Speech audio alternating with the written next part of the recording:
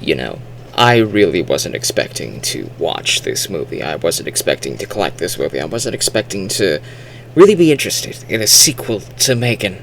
I thought, that's probably going to be a one-trick pony, and it's just going to be Chucky, Child's Play adjacent. And the first one wasn't as good as Child's Play to me. It was a fun little story, but it didn't need a sequel. And then I looked up the story, I looked up the trailer. The trailer really won me over, actually. When I read what was going on in the wiki, that lost me. You lost me.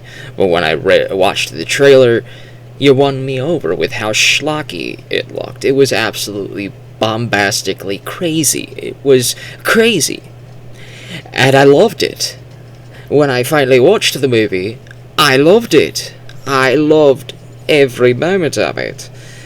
It was not trying to be just like the first movie. It was not trying to be a Child's Play 2. It was no longer Chucky adjacent. It was now Terminator adjacent. The story of Megan 2 is pretty much Terminator 2 meets Mission Impossible. And if you like both of those IPs, you're probably going to like Megan 2. I enjoyed the whole anti-hero Megan thing here, and they do try to explain how Megan, the AI, was still learning human behavior, the value of human life versus her programming, and that sometimes, even if a human life is in the way of her objective, she probably shouldn't just take them out to fulfill her objective. She should probably try to find a way to preserve a human life and fulfill her objective, and she's learning priorities in this second film. She's learning to prioritize and cooperate with people. It's a great little character arc for an AI, and it's scary but good. It's scary but good.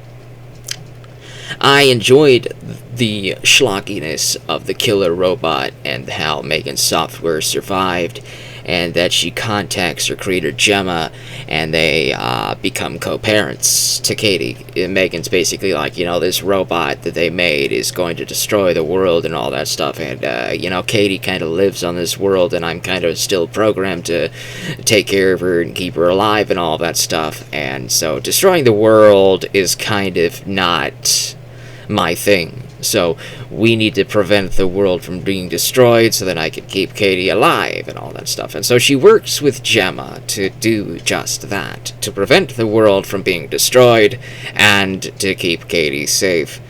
It is very funny. It's not like comedy is subjective. Some people are going to laugh out loud, hoot and holler, and then there's people like me who chuckle every now and again at certain scenes. And I chuckled every now and again. And even though I didn't hoot and holler, I do find this film pretty entertaining. It's a very fun time. It's definitely worth giving a look. And before I close out this very short review, I do want to mention Atomic Monster.